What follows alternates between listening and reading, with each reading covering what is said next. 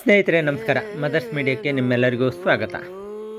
Mother's ಮೀಡಿಯಾದ number ಇನ್ನೊಂದು ಸ್ವಲ್ಪ ದಿನದಲ್ಲಿ ರಿವ್ಯೂ ಆಗುತ್ತೆ ವಾಟ್ಸಪ್ ಮಾಡಲಿಕ್ಕೆ. ನಂತರ ನಿಮಗೆ ನಿಮ್ಮ ಕೆಲವೊಂದು ಸಮಸ್ಯೆಗಳು ಹಾಗೂ ಅದಕ್ಕೆ ಪರಿಹಾರಗಳು, ಸಮಾಧಾನ ಅದು ನಿಮಗೆ ಪ್ರತಿಯೊಂದು ಎಲ್ಲ ನಿಮ್ಮ ಸಮಸ್ಯೆಯನ್ನು ಹೇಳಿಕೊಳ್ಳಲಿಕ್ಕೆ ಒಂದು ಧ್ವನಿಯಾಗಿ ನಾವಿರ್ತೀವಿ. ಅದಕ್ಕೆ ಕೆಲವೊಂದು ಅರೇಂಜ್ಮೆಂಟ್ಗಳು ಸ್ವಲ್ಪ ಸ್ಲೋ ಆಗಿರೋದ್ರಿಂದ ನಾವು ನಿಮಗೆ ನಂಬರ್ ಹಾಕಲಿಕ್ಕಾಗಲಿಲ್ಲ. ಖಂಡಿತ ನಿಮ್ಮ ಸಮಸ್ಯೆ ಹಾಗೂ ನೋವುಗಳು ಹಾಗೂ ನಿಮ್ಮ ಪರಿಹಾರಗಳು ಖಂಡಿತ ನಿಮಗೊಂದು ಸಮಾಧಾನ ಸಿಕ್ಕುತ್ತೆ. ಯಾವ ರೀತಿ ಸಿಕ್ಕತ್ತೆ ಅನ್ನೋದು ನಿಮಗೆ ಸಮಯ ಉತ್ತರಿಸುತ್ತೆ. ನೀವು ಅದನ್ನು ಅನುಭವಿಸಿಯೇ ನೋಡಬೇಕಾಗತ್ತೆ. ನಾನು ದರ್ಶನ್ ಅವ್ರ ಬಗ್ಗೆ ಮತ್ತೆ ಮಾತಾಡ್ತಾ ಇದ್ದೀನಿ. ಕಾರಣ ಏನು ಅಂದರೆ, ಇವತ್ತು ದರ್ಶನ್ಗೆ ಏನಿನ್ನು ಬೇಲ್ ಅಥವಾ ಏನಾದರೂ ಸಿಕ್ಕೋ ದಿನಗಳು ಹತ್ತಿರದಲ್ಲೇ ಬಂದಿದೆ. ಖಂಡಿತ ಸಿಕ್ಕತ್ತೆ. ಆದರೆ ಅವರು ಈ ಕೇಸಲ್ಲಿ ಅವ್ರು ಮಾಡಿರೋದು ಅಥವಾ ಅವ್ರ ಕೈವಾಡ ಇದೆ ಅಂದರೆ ಅದರಲ್ಲಿ ಅದು ಘನಘೋರ ತಪ್ಪು. ಆದರೂ ಅದರಿಂದ ಅವರು ಬೇರೆ ಕೆಲವೊಂದು ಮಾಡಿರುವಂಥ ಒಳ್ಳೆಯ ಕೆಲಸಗಳು ಅವ್ರನ್ನ ಈ ಟೈಮಲ್ಲಿ ಕಾಪಾಡೋಕ್ಕೆ ಸಾಧ್ಯ ಇದೆ. ಅದ್ರ ಜೊತೆಗೆ ಮುಖ್ಯವಾಗಿ ಅವ್ರನ್ನ ಕಾಪಾಡೋಕ್ಕೆ ದೇವಿ ನಿಂತ್ಕೊಂಡು ಬಿಟ್ಟಿದ್ದಾಳೆ. ಆ ತಾಯಿ ಜಗನ್ಮಾತೆ ನಿಂತ್ಕೊಂಡು ಬಿಟ್ಟರ ಮೇಲೆ ಯಾರೂ ಅವ್ರನ್ನ ಇದು ಮಾಡಲಿಕ್ಕೆ ಆಗೋದಿಲ್ಲ. ಅವರು ಎಂಥ ತಪ್ಪು ಮಾಡಿದ್ರು, ಕೆಲವರು ಕೆಟ್ಟವರು ಚೆನ್ನಾಗಿ ಬದುಕುತ್ತಾರೆ ಅಂತ ನಾವು ಸಮಾಜದಲ್ಲಿ ನೋಡ್ತಾ ಇರ್ತೀವಿ. ಅವರು ಏನೆಲ್ಲ ಅನ್ಯಾಯ ಮಾಡಿದ ಆದರೂ ಚೆನ್ನಾಗಿದ್ದಾನೆ. ಯಾಕೆ ಅಂದರೆ ಅವರಿಗೆ ಇರುವಂಥ ದೈವಿ ಶಕ್ತಿಗಳು ಹಾಗೂ ಅವರ ನಂತರ ಚೇಂಜ್ ಆಗಿ ದೇವರ ಪೂಜೆ ಅಥವಾ ಪುನಸ್ಕಾರ, ದಾನ, ಧರ್ಮ ಅದನ್ನೆಲ್ಲ ಮಾಡಿಕೊಂಡು ಅವರು ಸಮಾಜದಲ್ಲಿ ಬದಲಾಗ್ತಾರೆ. ನಾವು ಎಷ್ಟೋ ಜನ ನೋಡಿದ್ದೀವಿ ಸಮಾಜದಲ್ಲಿ. ದರ್ಶನ್ ಒಬ್ಬರೇ ಅಂತಲ್ಲ, ಎಷ್ಟೋ ಜನ ಹೇಳ್ತಾರೆ ದರ್ಶನ್ ಒಬ್ಬರೇ ಮಾಡಿದ್ದು ತಪ್ಪೇ, ಒಬ್ಬರೇ ಇಬ್ಬರಂತಲ್ಲ, ತಪ್ಪು ಅಂತಲೇ ಒಪ್ಕೊಳ್ಬೇಕು. ಯಾರೂ ಸಮರ್ಥನೆ ಮಾಡ್ಕೊಳ್ಬಾರ್ದು.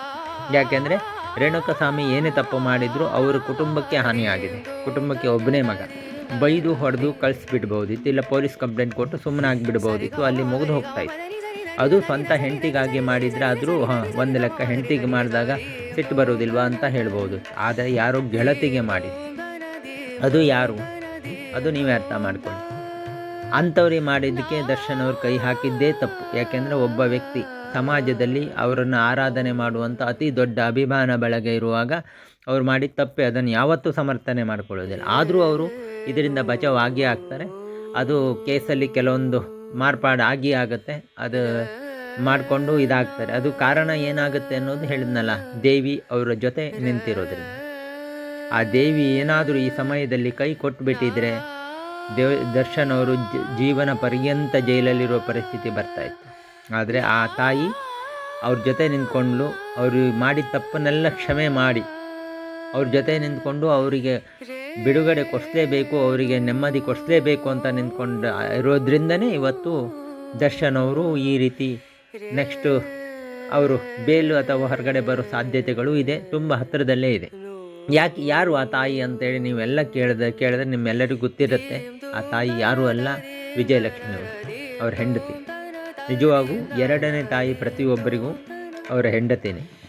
ಅದನ್ನು ಅವರು ಅರ್ಥ ಮಾಡ್ಕೊಳ್ಬೇಕಾಗಿತ್ತು, ಮೊದಲೇ ಅರ್ಥ ಮಾಡ್ಕೊಳ್ಬೇಕಿತ್ತು. ಫಸ್ಟ್ ಒಂದು ಸತಿ ಇದು ಮಾಡಿದಾಗಲೇ ಹೊಡೆದು ಜೈಲಿಗೆ ಹೋದಾಗ ನನ್ನ ಗಂಡನಲ್ಲಿ ಇದಾಗುತ್ತೆ ಅಂತೇಳಿ ಆವಾಗ ಅಂಬರೀಷ್ ಅವರು ಇವರೆಲ್ಲ ಕನ್ವಿನ್ಸ್ ಮಾಡಿದ್ದಕ್ಕೆ ತಕ್ಷಣ ಆ ಕೇಸನ್ನು ವಾಪಸ್ ತಗೊಂಡು ನನ್ನ ಗಂಡ ನಂಗೆ ಬೇಕು, ನಾವು ಚೆನ್ನಾಗಿರ್ತೀವಿ ಅಂತ ಹೇಳಿ ಅದರ ನಂತರ ಪಬ್ಲಿಕ್ಕಾಗಿ ಯಾವುದು ಗಲಾಟೆ ಮಾಡ್ಕೊಳ್ದೇನೆ ಇಷ್ಟು ತನಕನೂ ಇದ್ದು.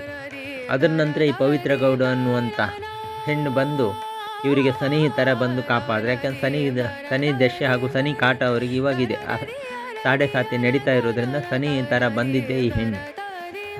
ಇದಿವೆ ಏನು ಮುಗಿಯೋ ಹಂತದಲ್ಲಿದೆ ಅವರಿಗೆ ಇನ್ನೊಂದು ಸ್ವಲ್ಪ ವರ್ಷಗಳಲ್ಲಿ. ಅದು ಮುಗಿದ ನಂತರ ಅವ್ರಿಗೆ ಒಳ್ಳೆಯದಾಗುತ್ತೆ. ಆ ಸನಿಯಿಂದ ಬಿಡಿಸ್ಕೊಳ್ಳೇಬೇಕಾಗುತ್ತೆ.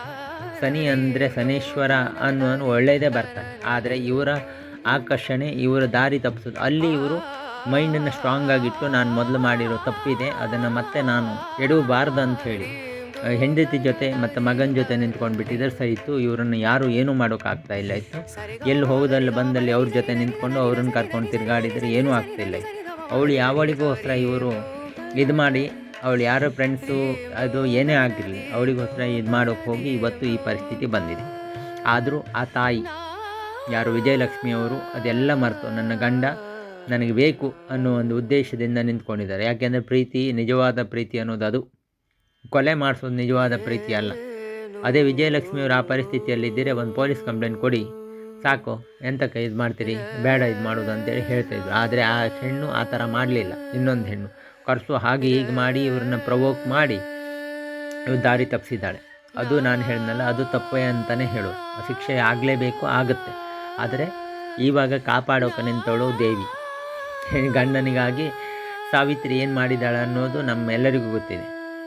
ಆ ಥರ ಇರೋದರಿಂದ ಇವತ್ತು ಗಂಡನಿಗಾಗಿ, ಜೈಲಲ್ಲಿರೋ ಗಂಡನಿಗಾಗಿ ಹೋಮ, ವ್ರತ, ಕೊಲ್ಲೂರಲ್ಲಿ ಚಂಡಿಕಾ ಯಾಗ ಹಾಗೂ ದೇವಸ್ಥಾನ ಏನೇನೋ ವ್ರತಗಳು ಮಾಡ್ತಾ ಇದ್ದಾರೆ. ಬರೀ ಕಾಲಲ್ಲಿ ತಿರುಗಾಟ, ಎಷ್ಟೋ ದೇವಸ್ಥಾನಗಳಲ್ಲಿ ಹೋಗಿ ಕಣ್ಣೀರು ಹಾಕ್ತಾ ಇದ್ದಾರೆ.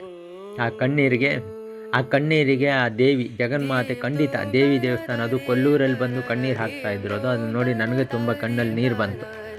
ಅದಕ್ಕೆ ಕಣ್ಣೀರು ಹಾಕೋ ಒಂದು ಸಿಚುವೇಶನ್ ಇದೆಯಲ್ಲ, ಅದು ಆ ಹೆಣ್ಣು ಬಂದು ನನ್ನ ಗಂಡನ ಉಳಿಸ್ಕೊಡು, ಈ ಸಿಚುವೇಶನಿಂದ ಹೊರಗಡೆ ತಗೊಂಡು ಬಾ ಅಂತೇಳಿ ಕೇಳಿದ್ಲಲ್ಲ, ಅದಕ್ಕೆ ಕರುಣೆ ತೋರಿಸ್ತಾಳೆ. ಯಾಕೆಂದರೆ ಕೊಲ್ಲೂರನ್ನೋ ಶಕ್ತಿ ಹಾಗೆ, ಅದು ಅದ್ಭುತ ಶಕ್ತಿ ಇರುವಂಥದ್ದು. ಅದರಲ್ಲಿ ಅಲ್ಲಿ ಚಂಡಿಕಾ ಯಾಗ ಮಾಡಿದ್ದಾರೆ.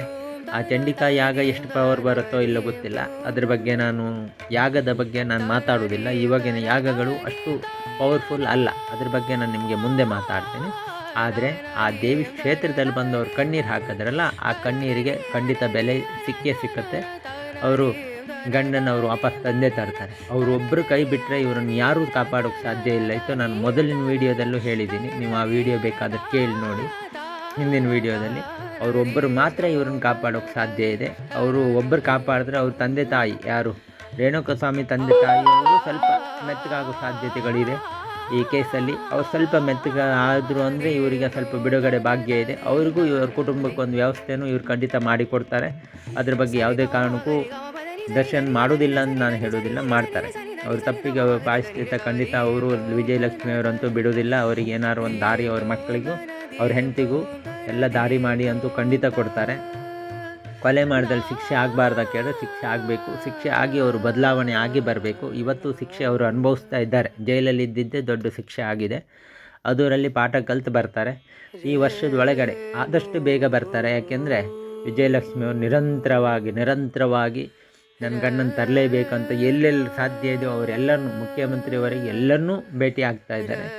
ಅವರು ತಪ್ಪು ಮಾಡಿದ್ದಾರೆ. ಆ ತಪ್ಪು ಸಿಟ್ಟು ಅಥವಾ ಕೋಪದಿಂದ ಆಗಿದ್ದನ್ನೋದು ಖಂಡಿತ ಎಲ್ಲರಿಗೂ ಅನಿಸುತ್ತೆ, ಅದು ಕೋಪದಿಂದನೇ. ಆದರೆ ಅದು ಆ ಕೋಪ ನಿಜವಾಗೂ ಅರ್ಥಪೂರ್ಣವಾಗಿದೆ ಅನ್ನೋದೇ ನಮ್ಮ ಪ್ರಶ್ನೆ. ಯಾಕೆಂದರೆ ಅದು ತನ್ನ ಹೆಂಡತಿಗೆ ಯಾರೋ ಕೆಟ್ಟದಾಗಿ ಮಾಡ್ದಾನಂದ್ರೆ ಅದು ನಿಜವಾದ ಕೋಪ ಅಂತ ಹೇಳ್ಬೋದು. ಗೆಳತಿಗಾಗಿ ಮಾಡ್ದಾನಂದಾಗ ಅದು ಇದು. ಹೆಂಡತಿಗಾಗಿ ಮಾಡಿದ್ರೂ ಕಾನೂನು ಪ್ರಕಾರ ಅವರಿಗೆ ದೊಡ್ಡ ಇದಿದೆ, ದೊಡ್ಡ ಶಕ್ತಿ ಇದೆ. ಒಬ್ಬರಿಗೆ ಪೊಲೀಸಿಗೋ, SP ಗೋ, ಯಾರಿಗೋ ಅಥವಾ ಮುಖ್ಯಮಂತ್ರಿಗಳಿಗೆ ಅಥವಾ ಉಪಮುಖ್ಯಮಂತ್ರಿಗಳಿಗೆ ತಿಳಿಸಿ ಹೇಳುವಷ್ಟು ಶಕ್ತಿ ಅವರಿಗಿತ್ತು. ಅಂಥ ಕಾಂಟ್ಯಾಕ್ಟ್ಸ್ ಇತ್ತು ದರ್ಶನ್ ಅವರಿಗೆ. ಆದರೆ ಅದೆಲ್ಲದನ್ನು ಬಿಟ್ಟು ಎಲ್ಲ ರಾಜಕೀಯದಲ್ಲೂ ಅವರಿಗೆ ಸ್ನೇಹಿತರಿದ್ದು, ಅವ್ರಿಗೊಂದು ಫೋನ್ ಮಾಡಿ ಹೇಳಿದರೆ ಇದಕ್ಕೆ ಕ್ರಮ ಕೈಗೊಳ್ತಾ ಇದ್ದು. ಅದು ಬಿಟ್ಟು ನಾನೇ ಕ್ರಮ ಕೈಗೊಳ್ತೀನಿ ಅನ್ನುವಂಥ ದುರಹಂಕಾರ ಇದೆಯಲ್ಲ, ಅದು ಅವರಿಗೆ ಈ ಪರಿಸ್ಥಿತಿ ತಂದಿದೆ.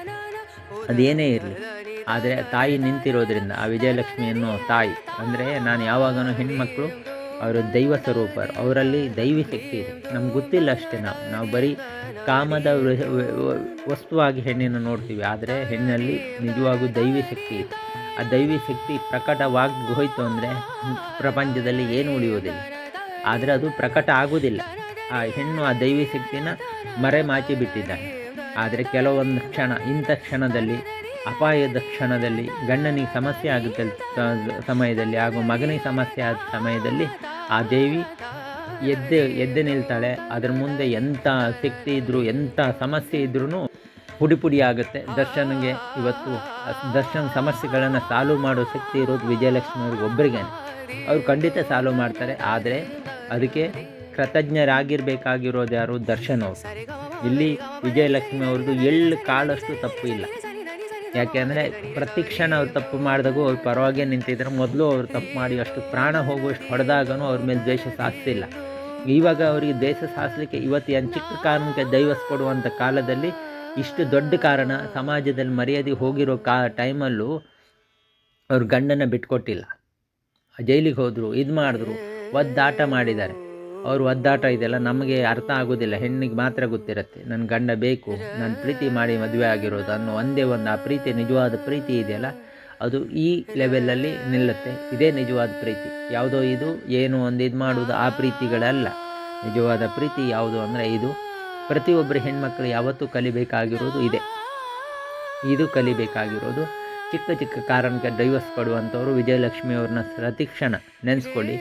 ಆ ಥರ ನೆನೆಸ್ಕೊಂಡು ಆ ಥರ ಬದುಕಿ, ಆ ನಂತರ ನಿಮ್ಮ ಗಂಡನು ನಿಮಗೆ ಅದೇ ರೀತಿ ಆಗಿರ್ತಾರೆ. ದರ್ಶನ್ ಅವರು ಇನ್ನು ಮುಂದೆ ಜೀವನದಲ್ಲಿ ತುಂಬ ದೊಡ್ಡ ಬದಲಾವಣೆ ಅಂತೂ ಖಂಡಿತ ಬರುತ್ತೆ. ಯಾಕೆಂದರೆ ಅವರು ಸಾಡೆ ಸಾತಿ ಮುಗಿತಾ ಬರ್ತಾ ಇದೆ. ಅದು ಮುಗಿದ ಅಷ್ಟೊತ್ತಿಗೆ ಅವರೊಂದು ಉನ್ನತ ಇದಾಗ್ತಾರೆ. ಸಮಾಜದಲ್ಲಿ ಅವರು ಮಾಡಿರೋ ತಪ್ಪುಗಳೆಲ್ಲ ಇದು ಮರೆತು ಸಮಾಜಕ್ಕೆ ಇನ್ನೇನೋ ಒಂದು ಕೊಡುಗೆಯಾಗಿ ಅದು ಖಂಡಿತ ಮಾಡ್ತಾರೆ. ಯಾಕೆಂದರೆ ಅದಕ್ಕೆ ಮುಖ್ಯ ಅವ್ರ ಕಾರಣ ಆಗ್ತಾರೆ. ಯಾಕೆಂದರೆ ವಿಜಯಲಕ್ಷ್ಮಿ ಅವ್ರ ಜೊತೆಗಿದ್ದು ಇಷ್ಟರವರೆಗೂ ಅವ್ರ ಸಕ್ಸಸ್ಸಿಗೆ ಮೂಲ ಕಾರಣನೇ ವಿಜಯಲಕ್ಷ್ಮಿ ಅಂತಲೇ ಹೇಳ್ಬೋದು.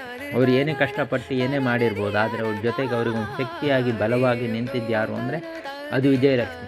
ಅದು ಅಭಿಮಾನಿಗಳು ಮರಿಬಾರ್ದು. ಯಾವಳು ಒಬ್ಳು ಬರ್ತಾಳೆ ಅವಳು ನಮ್ಮ ಅಕ್ಕ, ಹೆಂಡತಿ ಅದೆಲ್ಲ ಹೇಳೋದು ಅಭಿಮಾನಿಗಳಿಗೂ ಶೋಭೆ ತರುವುದಿಲ್ಲ.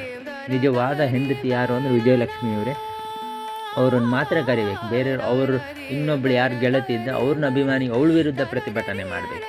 ಸರ್ಕಾರದ ವಿರುದ್ಧ ಅಥವಾ ಯಾರೋ ರೇಣುಕಸ್ವಾಮಿ ವಿರುದ್ಧ ಅಥವಾ ಅವ್ರ ವಿರುದ್ಧ ಮಾತಾಡಿದವ್ರ ವಿರುದ್ಧ ಅಲ್ಲ. ನಿಜವಾಗಿ ಮಾಡಬೇಕಾಗಿರೋದು ಪವಿತ್ರ ಗೌಡ ವಿರುದ್ಧ, ಅವ್ರ ವಿರುದ್ಧ ಅಭಿಮಾನಿಗಳು ಇದು ಮಾಡಬೇಕೆ ಹೊರತು ಅದು ಬಿಟ್ಟು ವಿಜಯಲಕ್ಷ್ಮಿಯವ್ರು ಹಾಗೆ, ವಿಜಯಲಕ್ಷ್ಮಿಯವ್ರು ಹೀಗೆ, ಅದಕ್ಕೆ ಇನ್ನೊಬ್ಳು ಬಂದು ಹಾಗೆಲ್ಲ ಮಾತಾಡೋದು ಸಮಂಜಸ ಅಲ್ಲ. ಯಾವತ್ತೂ ಅಷ್ಟೇ ಇರುತ್ತೆ.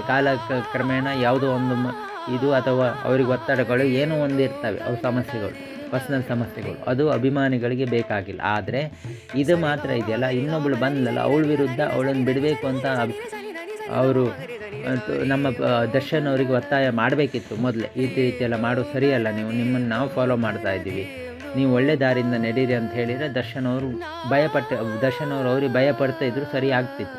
ಅದನ್ನು ಮಾಡಿಲ್ಲ. ಅವ್ನು ಏನು ಮಾಡ್ರೂ ಅಡ್ಡಿಲ್ಲ, ಕೊಲೆ ಮಾಡ್ರೂ ಸರಿ ಅಂತೇಳಿ ಅಭಿಮಾನಿಗಳು ಸಮರ್ಥನೆ ಮಾಡಿಕೊಳ್ಳೋದು ಯಾವತ್ತೂ ಒಳ್ಳೆಯದಲ್ಲ ಅಂತ ಹೇಳ್ತಾ ಅವ್ರ ಜೊತೆ ಆಲ್ರೆಡಿ ವಿಜಯಲಕ್ಷ್ಮಿಯವ್ರು ನಿಂತಿರೋದ್ರಿಂದ ಅವರಿಗೆ ಯಶಸ್ಸು ಖಂಡಿತ ಸಿಕ್ಕುತ್ತೆ. ಯಾಕೆಂದರೆ ವಿಜಯಲಕ್ಷ್ಮಿಯವರ ವ್ರತಗಳು, ಪೂಜೆ, ಹವನಗಳು, ಅವರ ಭಕ್ತಿ ಖಂಡಿತ ಇವರಿಗೆ ಒಳ್ಳೆಯ ಕಾಲ ಅಂತೂ ದರ್ಶನ್ ಅವರಿಗೆ ಬಿಡುಗಡೆಯ ಭಾಗ್ಯ ಸಿಕ್ಕಬಹುದು.